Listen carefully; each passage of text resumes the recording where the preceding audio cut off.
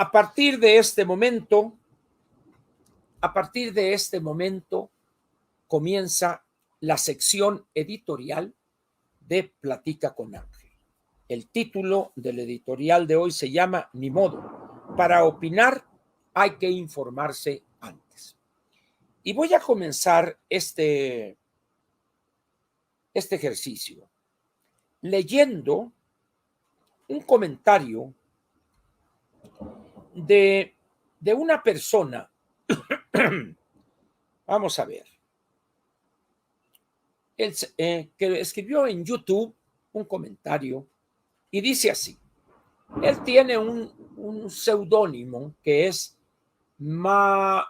Mahambir Kaur. No sé si será algún nombre árabe, no lo sé, pero así se pone. Y dice, buen día, don Ángel. El problema es que hemos visto cómo Obrador se pasa la Constitución de lado para hacer lo que le place sin importarle cualquier daño y problema a la nación. Yo le contesté a él y le digo, vamos a ver, ¿podría darme los datos de ese dejar de lado la Constitución? Y él me responde, dice así, vamos a ver aquí dónde está. Dice, ha corrompido, no, ese no es de su respuesta. Vamos a ver, ¿dónde está? Bueno, otro dice que ha corrompido al ejército como pocos. Esa lealtad a la nación y la Constitución por parte del ejército está por verse. Yo no estaría tan seguro de que, llegado el caso, responderían como muchos esperan. Y luego dice, otro, señor Javier Montes, los ejemplos, yo le contesto a Javier Montes, los ejemplos que da usted no sirven en modo alguno para sostener su afirmación en materia constitucional. Y en relación con lo otro, le pregunto al señor Javier Montes, ¿ha sido iniciado algún proceso? Y le digo, al rato comentaré sobre su posición al respecto.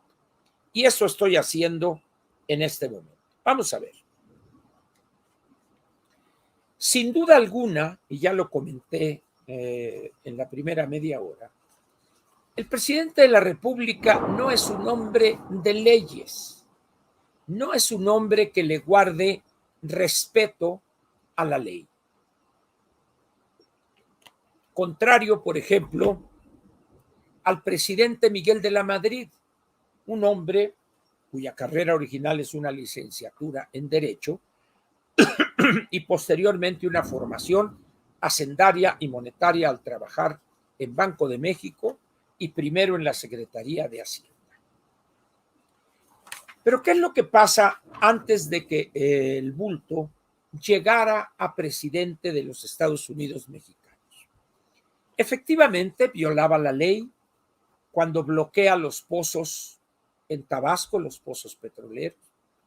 Luego, cuando hace aquel éxodo y bloquea vías generales de comunicación, vías federales, cuando hace el bloqueo en la Ciudad de México, cuando no atiende la resolución de la Suprema Corte de un amparo en relación con la entrega de un predio propiedad de un particular, de tal manera que se inicia un juicio de desafuero y, llegado el momento crítico, el presidente Vicente Fox dice, ¡ay, muere!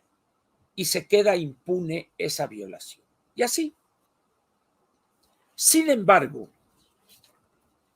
estamos aquí ante una situación diferente por la profundidad de la violación, porque se trata de la Constitución política de los Estados Unidos mexicanos.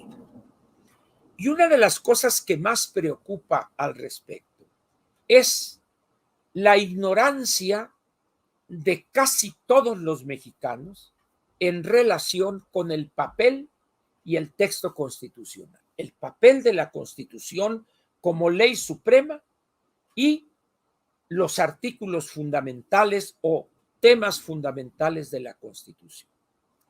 Al desconocer esas cosas, tendemos a emitir juicios ligeros, sin el menor sustento. Por ejemplo, ahorita que leí, es que hace a un lado la Constitución. Otro me dijo en un comentario ahí mismo, es que se la pasa por las nalgas. Esa fue la expresión. No voy a decir el nombre, pero esa fue la expresión que utilizó. Y yo le contesté a este último, ¿podría darme usted los casos donde él violó la Constitución y se la pasó por las nalgas? No contestó. ¿Por qué? Miren, cuando el presidente echa abajo la reforma educativa, lo hizo con el apoyo de algunos diputados y senadores de la oposición. Porque si bien andaba muy cerquita andaba de la mayoría calificada y creo que la logró solo, pero algunos diputados y senadores lo apoyaron. Pero eso fue en el primer trienio, en los primeros 3 años, cuando tenía números tales que le permitían reunir la mayoría calificada. Pero cuando llega esta nueva legislatura, resulta que ya no le alcanzan los números. En esas condiciones, pues, el presidente ya no pudo echar abajo la totalidad de la reforma energética. Es más, podríamos decir que esencialmente la reforma energética está prácticamente vigente. ¿Y por qué no lo pudo hacer? Porque al no poder reunir las 2/3 partes en la Cámara de Diputados y o el Senado de la República, hasta ahí llegó el corrido. Y así ha sufrido derrotas en materia de reformas constitucionales precisamente porque no le dan los números. Hay que decirlo, lo ha intentado, pero no ha podido. ¿De dónde saca alguien entonces que se pasó por esta parte del cuerpo o por la otra la Constitución? Repito, yo no dudo que él haya querido hacerlo, pero no pudo hacerlo. ¿Por qué? Porque la oposición en ambas cámaras del Congreso de la Unión se lo impidió. Repito, se lo impidió. Pero hay otros casos todavía más interesantes. El Poder Judicial, uno de los 3 poderes que son el pilar del Estado mexicano, el presidente, al no poder reformar la Constitución, le da la vuelta y se va a la ley reglamentaria, la ley de la industria eléctrica y la ley de hidrocarburos. Muy bien. Entonces, ¿qué sucede ahí? Muy bien. Aprueban los suyos su planteamiento sin cambiarle una coma. ¿Se acuerdan de aquella orden que les dio? No le cambien una sola coma. Y no la cambian. Sin embargo, no obstante ser una ley secundaria que había sido aprobada por el Congreso de la Unión, queda todavía el papel del Poder Judicial cuando una ley secundaria viola en espíritu y en texto la Constitución política de los Estados Unidos mexicanos y por lo tanto el ofendido o el afectado tiene todo el derecho de ampararse y el Poder Judicial a analizar esa solicitud de amparo y resolver en consecuencia. Y encontró dos jueces de distrito, especialistas en esos temas, y dicen, amparamos a fulano y a mengano. Y fueron tales el número de amparos, pero también la resolución, el carácter de la resolución, que esas modificaciones a la ley chuparon faros. Y no estamos hablando de una violación a la Constitución, sino era el contenido de una ley reglamentaria que violaba el espíritu del texto constitucional. ¿Y cuál era ese texto constitucional? La reforma energética, que sigue viva todavía. Como ven ustedes, pues, esa afirmación de que el presidente hace lo que quiere no tiene sustento alguno. ¿Y por qué las personas siguen afirmando eso? Por ignorancia. Por ignorancia simplemente. Y cuando uno les dice eso, se enojan. Bueno, pues tendrán dos trabajos, enojarse y contentarse. Y eso me lleva a tres columnas que he comentado desde el lunes en la Platica con Ángel. La primera, del director editorial de El Financiero, que ya lo cité, a Enrique Quintana, que dijo algunas cosas que vale la pena recordarlas rápidamente. Déjenme ver si encuentro aquí el periódico, porque es una cosa interesante esto que dijo Enrique por el error en el cual cae. Vamos a ver dónde estás, dónde estás. Aquí va a estar Enrique, efectivamente. Los riesgos políticos para el 2024. Y dice Enrique, o dijo, escribió, que podría negarse a abandonar el poder. Dice, a ver, Enrique, perdóname, pero estás totalmente equivocado. No es cuestión de que se pueda negar, no, yo no me voy de aquí. Téngale que no se va para afuera. Órale. Porque así lo establece la Constitución. Pero dice más, dice él, o bien se podría crear una crisis constitucional en la que se impida que el candidato ganador tome posesión.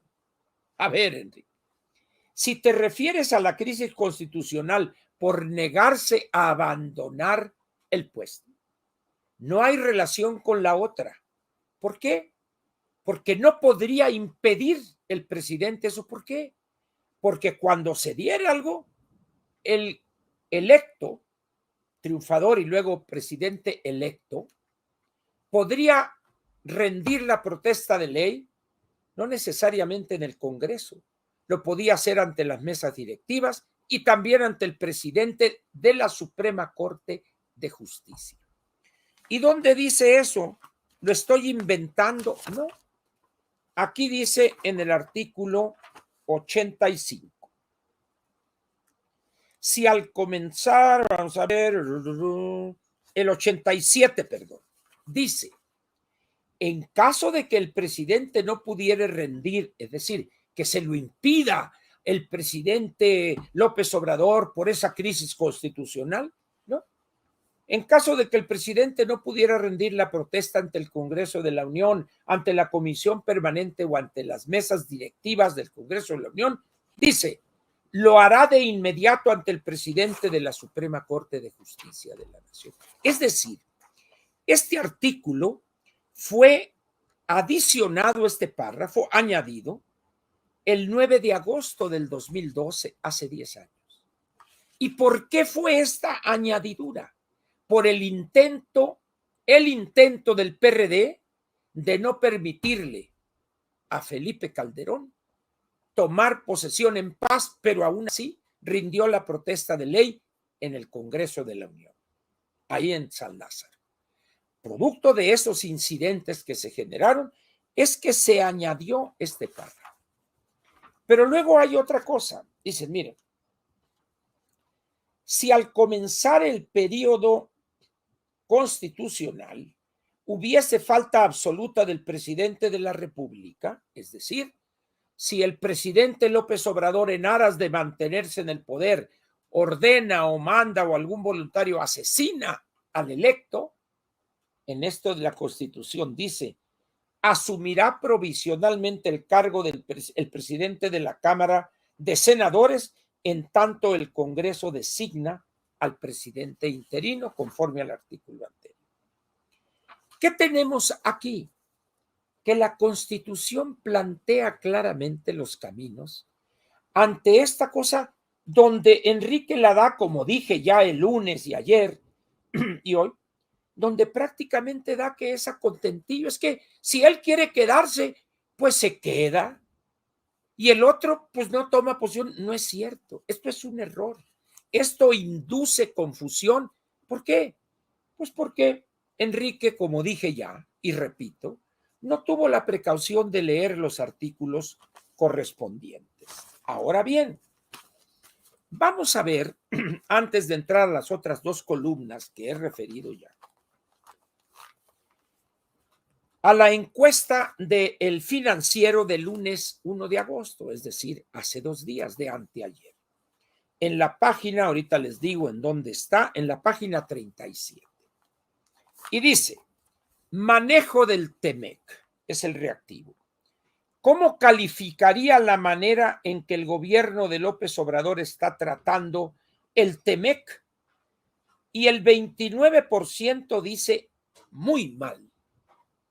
Muy mal, el 30%, la tercera parte prácticamente. Y luego le preguntan, TEMEC y energía, ¿usted qué prefiere que el gobierno haga en materia de energía? El 49%, es decir, la mitad, defender la soberanía energética del país, aun si hay sanciones comerciales. Y dice uno, a ver, ¿tendrán idea estos que contestaron, este 49%? ¿Tendrán idea de lo que están diciendo? No tienen la menor idea. No saben de comercio internacional, no saben el papel de un tratado y que adquiere el carácter de ley. No tienen idea que la soberanía no es lo que está en juego. Y no obstante eso, el presidente le envié una carta. No, él dice le mandé una carta. Lo correcto es le envié una carta al presidente Biden donde le explico que México no se vende. ¿Quién carajos quiere comprar a México? ¿Se imagina usted a un inversionista congruente, lógico, que piense, ¿estaría dispuesto a comprar esta tragedia que es México hoy? Se necesita estar loco, como es el caso del bulto, para afirmar que México no está en venta. Pues ¿quién lo compraría? Es como decían ellos, es que quieren privatizar el seguro social, pero ¿quién va a querer privatizar el seguro social? Por favor, vea el estado en que se encuentra. Es que quieren privatizar Pemex, pero ¿quién lo quiere privatizar, señores? Ese nido de corrupción, de ineficiencia, de atraso tecnológico. No, pura palabrería hueca. Pero, repito, ¿cómo es posible que a los que les preguntan sea la persona en general? ¿Por qué no hacen una encuesta entre las personas especializadas en esto? Para que en todo caso las respuestas sean debidamente fundamentadas de personas que conocen del tema. Es como preguntarles ahorita, ¿por qué partido estaría usted dispuesto a votar el junio del 24? PRD o movimientos, lo que sea. Y dice, a ver, ¿qué sentido tiene esa pregunta o similares cuando ni siquiera sabemos quiénes van a ser los candidatos? ¿Qué tal si el candidato de Morena es esta señora que por las muestras que ha dado en los últimos días, aparte de que no sabe ni tocar la guitarra y menos cantar, y su compañero también, la señora es de una ignorancia en temas fundamentales de la gobernación que asusta? Y por otro lado, hubiere en la Alianza Va por México alguien calificado, alguien conocedor, etcétera. Entonces, aquellos que ahorita dicen votaríamos por Morena, oye, pero pues, si te no ves la tragedia que es esta candidata, no votaría por ella. Bueno, entonces, ¿por qué dices que votarías por Morena si no sabes quién va a ser el candidato? Así están estos que responden aquí. Pero hubo 2 personas más, y ya comenté en la mañanera de hoy, en la de ayer, esto. ¿Y por qué sucede esto? Por algo tan sencillo como lo que voy a decir. Nuestros opinantes, y un buen número de ellos, no estudian el fondo del tema que comentan. Es que podría prolongar su mandato, dijo creo que Luis Carlos Ugalde. ¿Querría prolongar su mandato? Pues de querer, pues posiblemente, pero constitucionalmente no lo podría hacer. Y le voy a decir, mire, el artículo 83 dice así: el presidente entrará a ejercer su encargo el 1 de octubre y durará en él 6 años. La situación de López del Bulto es especial porque se ajustó 2 meses para que no fuera tan grande el periodo entre la elección y la toma de posesión. Pero cuando dice el 83 que entrará el 1 de octubre, es decir, a las 12 de la noche del 30 de septiembre con un segundo, eso significa que el anterior a chupar faros, vámonos, ya no es presidente él a partir del 1 segundo. Entonces, ¿de dónde sacan? Prolongará su mandato cuando este gobierno no tiene los números para modificar la Constitución. No los tiene. Y no me voy a meter en qué le pasaría si lo intentare. Pero de entrada, el doctor Luis Carlos Ugalde sabe que no tiene los números para modificar la Constitución. Y en ese sentido, don Raimundo Rivapalacio matiza y dice, a través de interpóstita persona, es decir, poner a una títere o un títere, si gusta usted.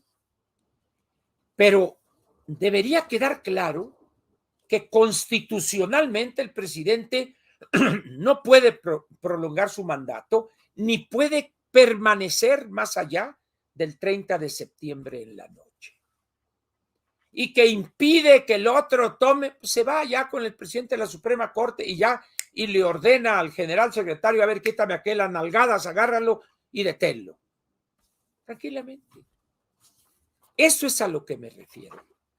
Que cuando hacen esas afirmaciones, se induce un error en quien los lee y les cree. Y eso es muy peligroso, porque se va amplificando. Es que lo dijo Enrique Quintana y él sí sabe de esto. ¿Qué va a saber Verdugo, hombre? No, está loco. Pero Enrique Quintana sí sabe. Y Luis Carlos Ugalde sabe más. Fíjense lo que dijo Luis Carlos. Luis Carlos dice, vamos a ver. Asimismo, si sus aliados políticos perciben que esta gesta nacionalista es una oportunidad para fortalecer el poder político del presidente en su 5º año de gobierno, lo convencerán de dar la batalla, punto y seguido. Algunos de ellos incluso verán en esta protesta independentista un pretexto para que López Obrador prolongue su mandato. ¿Prolongue qué, Luis Carlos? Esto no es posible. Pero alguien dirá, Verdugo está loco, está equivocado. El doctor Luis Carlos Ugalde, que sí sabe, porque fue consejero presidente del INE, dice, para que López prolongue su mandato. Pues aun cuando lo diga el expresidente del IFE o del hoy INE, no puede prolongar su mandato. Estamos pues entonces aquí ante un claro ejemplo o varios ejemplos. Primero, de los que responden a una pregunta en un tema altamente especializado y opinan una soberana estupidez. Sí, que defienda la soberanía aunque haya represalias económicas. ¿Qué estás diciendo, baboso? ¿Tienes idea lo que estás diciendo y las implicaciones que tiene? No, pero sin embargo, no se sienten obligados a decirle al encuestador, no, es que de ese tema no sé, no puedo contestar. Pero no, tienen que contestar porque ellos sí saben. ¿Cómo chingados se van a quedar callados? Ese es un grave problema que sucede, que se registra en nuestro país. De ahí que las personas que participamos en estos espacios tenemos la ineludible obligación de informarnos, de estudiar el tema para poder dar una opinión sustentada y sobre todo objetiva y correcta. Para que esa ignorancia que existe masiva, que nos aplasta, vaya empezando a reducirse. De otra manera, las personas van a seguir contestando babosadas y se va a generar una idea totalmente equívoca en temas tan importantes como es el mandato presidencial. Esa es la razón por la cual señalo esto. Ahora, Si yo estoy equivocado en mi interpretación constitucional, perfecto, que den argumentos tanto Enrique como Luis Carlos Ugalde y don Raimundo Rivapalacio, pero no han dicho esta boca es mía. Tácitamente están aceptando. O bien han de considerar que es poca cosa Ángel Verdugo. ¿Para qué le contesto a ese güey? Está bien. Pero eso no les quita que dijeron una tontería. Y la cual criticaré cada vez que aparezca una similar. Alguien me decía, es que ¿por qué critica usted a esa gente? Pues porque es la obligación que tengo de criticar cuando una persona escribe una soberana tontería o estupidez jurídica. ¿Por qué?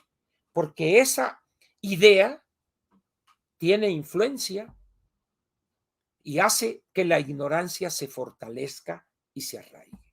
Eso es todo. Pero no porque me caiga mal Enrique o con Luis Carlos. Llevo una relación de aprecio por el papel que jugó el 2006 y un hombre conocedor en materia electoral. Es de los grandes conocedores, si no es que el número uno. Anda por ahí otro que lo endiosan y que él, el padre de la democracia y una bola de babosadas, ¿no? Este sí sabe en materia electoral. En esas condiciones, pues, yo les pediría a ustedes, como diría Bora Milutinovic, Bora respeta, bueno, Ángel Verdugo respeta, pero por favor, antes de opinar de un tema que desconocen, infórmense, infórmense, por favor. No porque los vayan a criticar, sino porque ustedes, al ser creíbles, vamos a ponerlo así, las personas toman como válidos sus juicios y van reproduciéndolos, popularizándolos y arraigando así la ignorancia y los juicios equivocados.